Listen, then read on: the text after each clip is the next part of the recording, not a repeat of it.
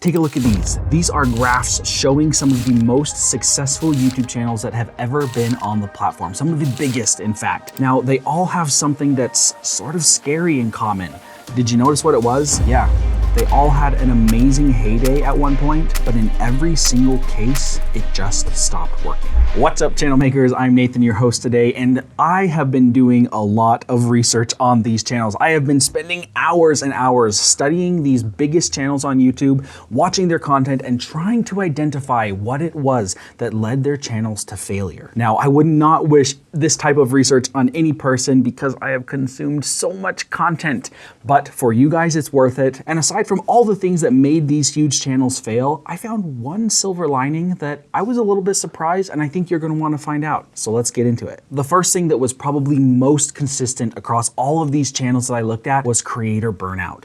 We have all been there, right? Burnout is probably the thing that was at the top of your list. If you had started thinking ahead, you would think, yeah, this is a hard job. Well, there was a company called Vibely that did a study that found that 90% of creators experience some amount of burnout at one point or another. And out of that 90%, 71% of creators have considered just stopping, closing up shop, and being done with content creation. I have to admit that the 90% doesn't really surprise me. I think that just being on this channel, talking to all of you in the comments, it's clear that being a content creator is something that's not easy, but that 71% of creators who just considered giving up, that was surprisingly high and honestly a little bit scary. I think there's a lot of things that we as creators can do to protect ourselves from this type of burnout, and these are things that we should be doing, and that's a whole nother video for a different day. But balancing creativity and consistency and making sure that every video is better than the next, it's clear to see why most creators start feeling things like this. I know that I felt like this before. In fact, on my personal channel that I've been working on for like the last 14 months, probably out of that 14 months, I've only really published for like 6 or 7 of those months, because I would do huge pushes where I would publish short form content on a channel, long form content, and try and do the community posts and be as engaging as possible. And it just led me to, for 3 or 4 months, to be very successful. And then after that, I just totally gave up for a while before starting to publish again. This is something that any creator at any size can run into, and we have to be careful that it doesn't get to us because consistency on YouTube is key. But all that said, don't be afraid to ever step back from your channel and evaluate if what you're doing is the right thing. We need to take care of ourselves in order to create great content for YouTube. Number 2, the second thing here that is very important is content stagnation. Think of it this way, right? You start on your YouTube channel, you're very excited. You start making the content and it starts working, right? The algorithm's picking it up, the audience is loving it, and you just get on a roll. We start feeling comfortable with where we are in our content. The algorithm is rewarding us for this type of content. The algorithm sincerely loves creators who choose one thing and just stick to that thing. But the problem is that YouTube is always changing. We're gonna talk about that here in just a minute. But just because we found something that works doesn't mean that we can stick with that thing forever. We have to be willing to change and evolve as the YouTube platform changes and evolves. I'm gonna show you a quick clip of a Colin and Samir interview where they're talking about content stagnation and a way to avoid that. Roll the clip. When do you abandon a format that's working that well? Well, at the end of the day, it's just like the way every year we've had formats that do really well. But if I just, if I kept doing the formats that were crushing back in 2020, I wouldn't be where I am now. Eventually they would fizzle out. I'm a big believer in like ending on a format while, it's not too old. And if I did and that's not to say I won't do another $1 versus, I might do one here and there. Like I already gave the world like what I had in that format, if that makes sense. And like people feel that energy and that keeps them excited because it's always fresh and new. And like, that's why the viewership keeps coming up, Yeah, because you actually do like quite a wide-ranging variety of content on your channel. Let's talk about the scary and almighty YouTube algorithm. We just talked a little bit about how YouTube is changing and evolving, and really the YouTube algorithm is at the foundation of that. When you think about what the YouTube algorithm is, it really is the audience, right? It is the YouTube algorithm's job to take the viewers. It's to take all that data of what they're watching and it's to turn it into some formula so that they can continue to push content to that person that they love. That's YouTube's job, is to keep people on the platform as long as possible. That is their whole business strategy. And we as creators play a very small individually, but very important role in that, right? We create the content that people want to watch. And if we do a really good job of that, YouTube will continue to show our content to new people and it will continue to be watched. However, just like we mentioned before, YouTube is always changing and evolving. But it's not just YouTube as a whole, it's really people. It's people who are watching our content who are always changing and evolving. I want to share a couple of examples. A couple years back, right around when TikTok was getting really big, Instagram Reels, and then what did YouTube do? They came out with YouTube Shorts. Now, not only did they come out with YouTube Shorts on their platform, but they were pushing it so hard. Now, there's a lot of history there, and we're not going to go into all of that, but it didn't turn out well for a lot of creators. But overall on the platform, there was a huge shift, right? YouTube was putting a lot of effort and energy into getting people on their short form content on the platform. This is a great example of many creators trying to adjust and adapt and trying to create some of that content. And if you did it in a really good way, some of those creators are still very successful. I mean, we have on the platform today very successful shorts creators who may have started with long form, but then they changed over, or maybe now they do both. Think about on the other side of things. Over the last couple years, there's been a huge resurgence of podcast style content, right? This is the type of content that's like an hour or 2 hours or 5 hours long. These are super mega long videos. As a creator, you have to be thinking, okay, I create 8-minute videos.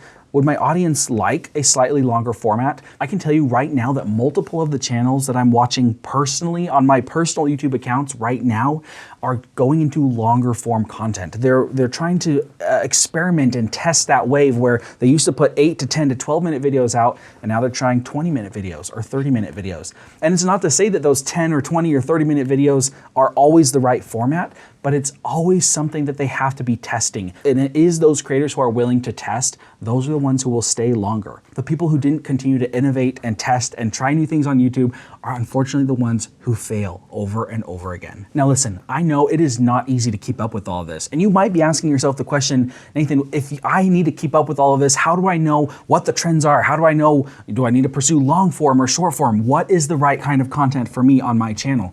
Well, that's a big question, and I have a big answer for you. We have an amazing membership called Project 24 where we teach you how to be successful on YouTube step by step by step.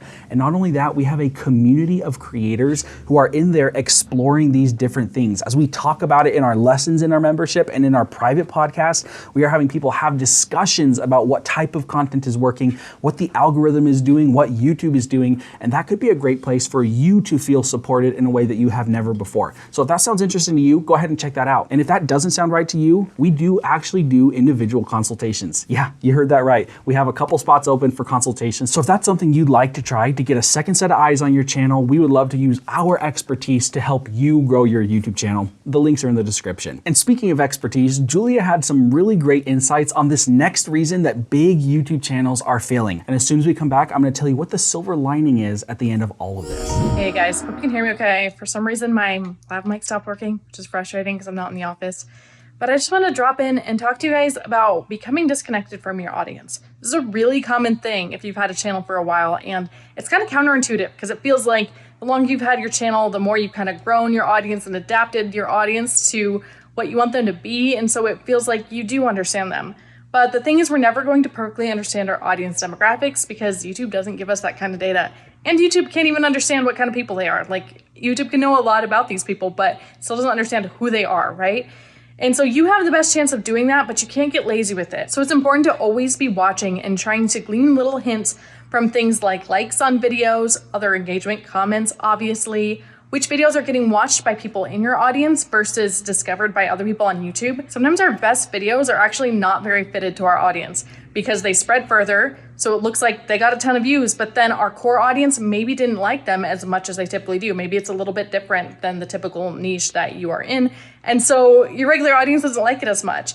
Now, that's not always the case, but it's just important to be watching out for these things and trying to figure it out. Another common mistake is starting to ignore comments because you're getting bigger now. Maybe you don't feel like you need these people quite as much, but you do. You need these viewers just as much as you ever did on day one, and so it's important to keep listening to them. Which brings me to the third common mistake, which is putting too much weight in comments. Now, it's important to listen to the comments, like I just said, but you also need to remember that the kind of people that comment on your video are not necessarily representative of everybody that watches your video.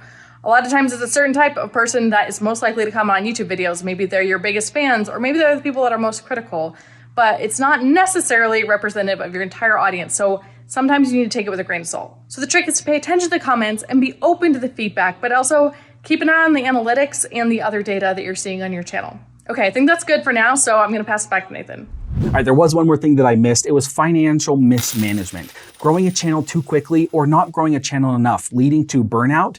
Or if you grow your channel too quickly, you grow a team that's just not sustainable. And as YouTube can have its highs and lows, having a big team brings on risk. So that is another big thing that caused channels to fail. All right, now let's get to that silver lining. What is the silver lining of a bunch of ginormous channels failing on YouTube? Very good question. Let me answer that for you. The silver lining here is that even though many of these creators had huge successes on YouTube and that they were getting millions and millions and millions of views, they're not getting that today, but it doesn't matter. And let me tell you why. It doesn't matter because during their time of success on YouTube, they built up different formats and types of monetization. They were able to harness the traffic, the viewers on their channel, and turn them into their own audience. And they do that through things like Patreon, YouTube memberships. Maybe they're selling courses on information on their niches. They probably have other things like businesses that they invested into or partnerships that they're doing with other companies. And in nearly every single case of all of these creators that I looked at on their channels, they are still all incredibly successful without the huge amount of views and recognition on YouTube. Even though their channels now look like they've fallen off, they are still fine. They have built up, they took the opportunity during their time of success, they took in the knowledge, they took in the learning, and they grew their channel, not to just be a channel, but to be a business. And that is our goal here on the Channel Makers channel, is to help you do the same thing with your YouTube channel. So the best way we can help you is through Project 24, link in the description. And if you're not interested in that, simply hit the subscribe button so that you can get all of the content that we're putting out. We are laser focused on this goal and we want to help you. Thanks, Channel Makers, and we'll see you in the next one.